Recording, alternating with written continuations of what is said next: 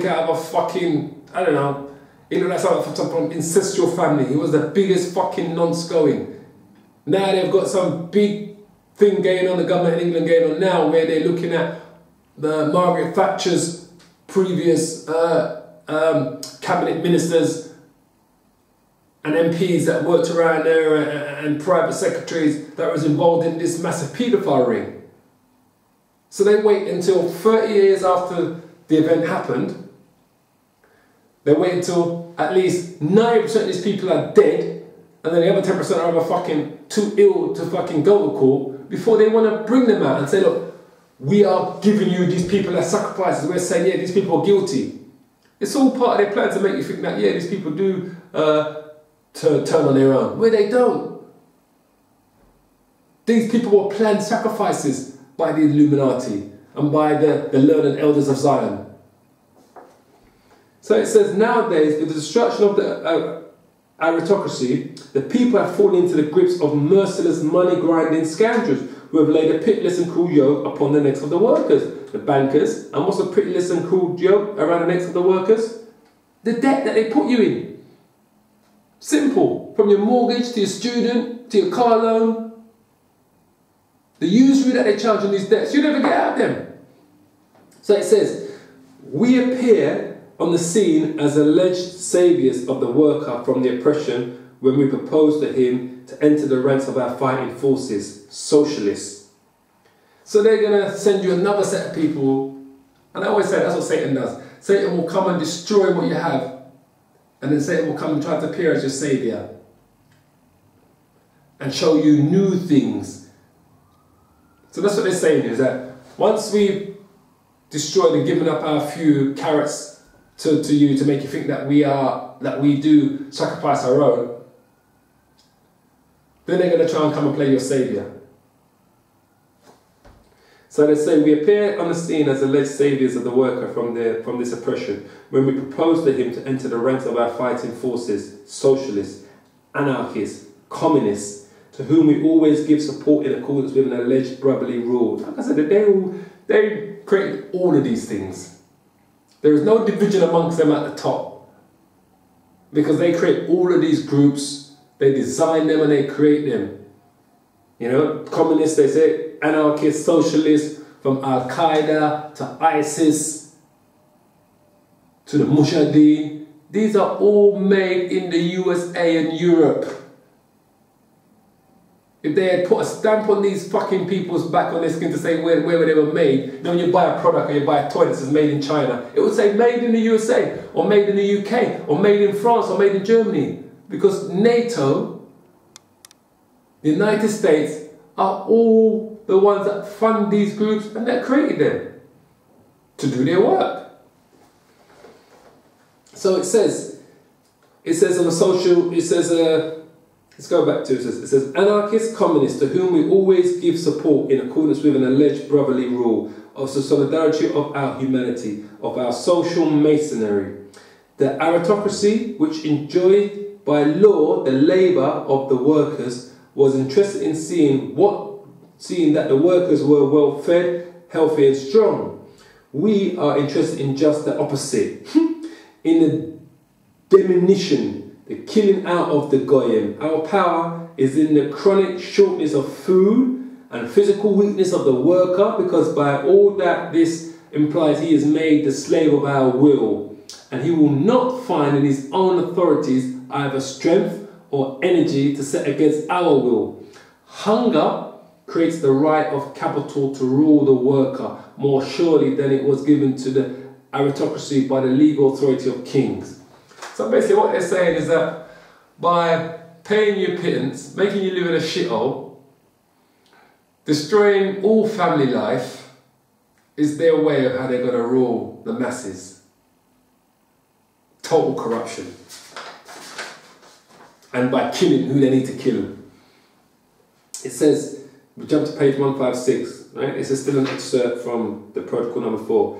It says, this hatred will be still further magnified by the effect of an economic crisis, which we're seeing all over the world, which will stop dealings on the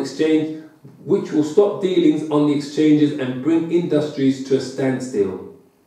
It says, we shall create by all the secret subterranean methods open to us, and with the aid of gold, which is all in our hands, see, a universal economic crisis, whereby we shall throw upon the streets whole mobs of workers simultaneously in all the countries of Europe. I love it. These mobs will rush delightfully to shed the blood of those whom, in the simplicity of their ignorance, they have envied from their cradles, and whose properties they will then be able to loot. Ours they will not touch, because the moment of the attack will be known to us, and we shall take measures to protect our own.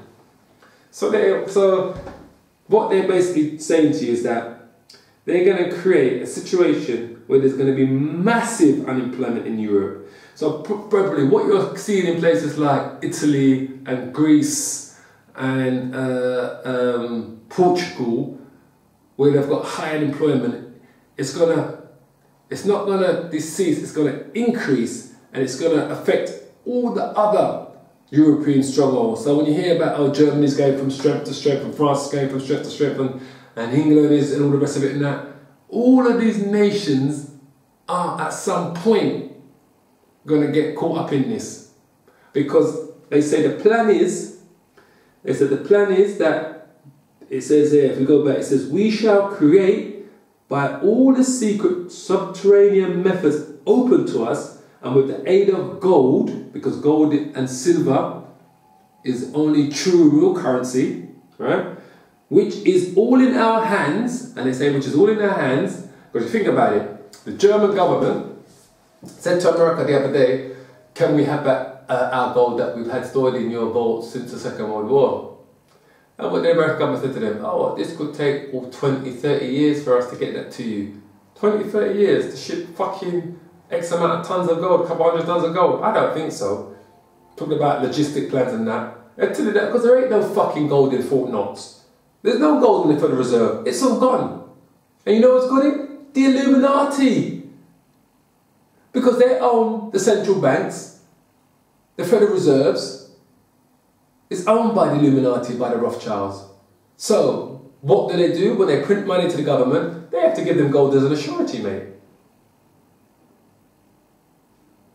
So all that gold, when they say that they say it right here, it says, we shall create by all the secret subterranean methods open to us, and with the aid of gold, which is all in our hands, a universal economic crisis whereby we shall throw upon the streets whole mobs of workers simultaneously in all the countries of Europe.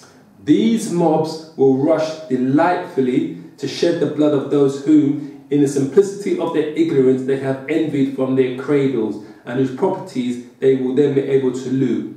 Ours, the Illuminati's, they will not touch. Why? Because the moment of the attack will be known to us, and we shall take measures to protect our own. Simple. So they're telling you exactly what they got planned for you.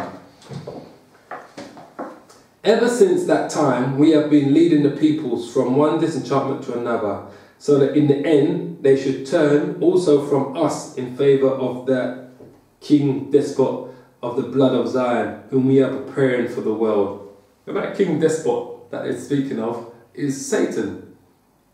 Because these people are 100% satanic worshippers. These so-called Jews that you see living in Israel today are 100% satanic worshippers.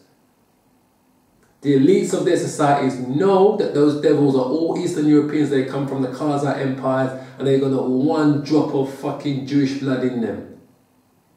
They're all descendants of Esau. They're the Amalekites. They go back to Esau. They know who they are. And it says, and thus the people condemn the upright and acquit the guilty, persuaded even more and more that it can do whatsoever it wishes. Thanks to this state of things, the people are destroying every kind of stability and creating disorders at every step. The word freedom brings out the communities of men to fight against every kind of force, against every kind of authority, even against the Most High and the laws of nature. For this reason, we, When we come into our kingdom, shall have to erase this word from the lexicon. So they're going to remove the word freedom from the lexicon. And those who may not know what a lexicon is, it's a dictionary, which gives you a definition of a word and also I think the etymology of the word, its origin. So they're going to get rid of the word freedom. So it says the lexicon of life as implying a principle of brute force which turns mobs into bloodthirsty beasts. These beasts, it is true, fall asleep again every time when they have drunk their fill of blood, and at such times can easily be riveted into their chains. But if they be not given blood, they will not sleep and continue the struggle. Protocol number 4, stages of a republic, Gentile masonry, freedom and faith, international industry competition, role of speculation, cult of gold. It says, in order to give the Goyim no time to think, and when it says Goyim, I'm referring to the general public, yeah? In order to give the Goyim no time to think and take note, their minds must be diverted towards industry and trade. Thus, all the nations will be swallowed up in the pursuit of gain, and in the race for it will not take note of their common foe. But again, in order that freedom may once for all disintegrate and ruin the communities of the Goyim, we must put industry on a speculative basis.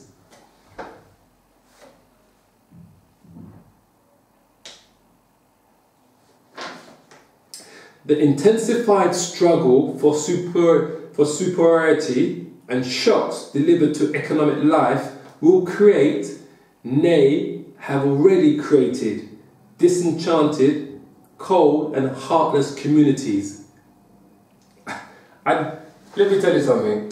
I said this to my brethren the other day. I said back in the 80s and that, you knew who lived in your community. You knew who lived on the street. You knew your neighbour, everything. You know, kids are playing out the street and all this and that. Not no more, mate. That's done.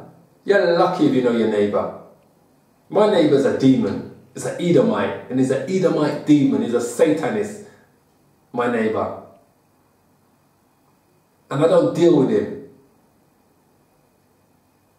And I'm waiting for our leader, Yahweh Shai, the Most High and His Son, to bring judgment on this earth. Because demons like that live next door will be receiving the sword of judgment from the Most High. And I'm certain of that. Because he's a fucking demon. But that's just got to show you. When I was growing up, I never thought about that, my neighbours. But we live in a society now where you're lucky if you know or even like your neighbour. So they're telling you right here, the intensified struggle for superiority and shocks delivered to economic life will create, nay, have already created disenchanted, cold and heartless communities. Such communities will foster a strong aversion towards the higher politicals and towards religion. Protocol number 5, creation of an intensified centralization of government. This is protocol number 5. Methods of seizing power by masonry. So it says, what form of administrative rule can be given to communities in which corruption has penetrated everywhere? Communities where riches are attained only by the clever surprise tactics of semi-swindling tricks, where looseness reigns, where morality is maintained by penal measures and harsh laws, but not by voluntarily accepted principles, where the feelings towards faith and country are obliterated by cosmopolitan convictions. Let's jump to this paragraph here on page 161. It says, reared on analysts' observations on delicacies of fine calculations in this species of skill, we have no rivals any more than we have either in the drawing up of plans of political actions and solidarity. In this respect, the Jesuits alone might have compared with us. So, who are the Jesuits? Those were the so-called Catholic priests that were going around Latin America trying to show them the image of the beast, the so-called white image of Christ, blonde hair and blue